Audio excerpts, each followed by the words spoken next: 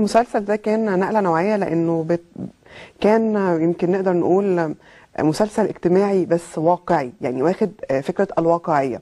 والواقعية برضو يمكن يعني من المدارس الصعبة جدا، يعني منهج في المدارس صعب جدا سواء كانت في السينما أو في الدراما. المسلسل اتكلم في نقطة مهمة جدا وهي نقطة الطمع ما بين الإخوات أو الطمع ما بين الناس.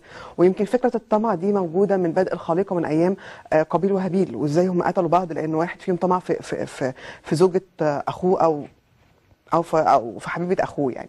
ففكره الطمع دي موجوده من بدء الخليقه. ما دخلش في السياسه بشكل مباشر جدا علشان ما يقفلش المشاهد او المشاهد يحس بصعوبه في انه يفهم المسلسل عايز يقول ايه، ولكن هو اختار ايضا الرمزيه، فكره انه يتكلم عن السياسه بشكل مبسط من خلال الرأسماليه اللي كان بيجسدها حافظ بكل سطوته بكل فلوسه بكل مشاريعه بكل حاجه، والاشتراكيه اللي كان بيمثلها حافظ واولاده وعيلته البسيطه.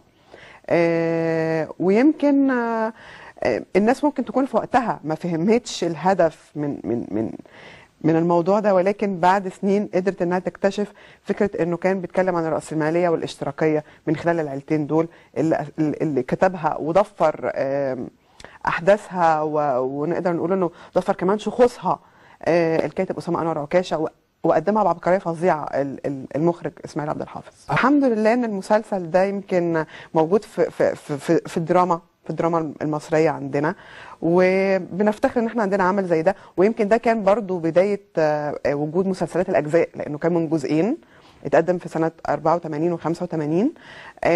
ويمكن ده اشتهر بيه الكاتب اسامه انور عكاشه ان هو بيجيد جدا كتابه مسلسلات الاجزاء اللي تركيا دلوقتي خدتها مننا وعملت مسلسلات ال 120 و 160 و 180 حلقه.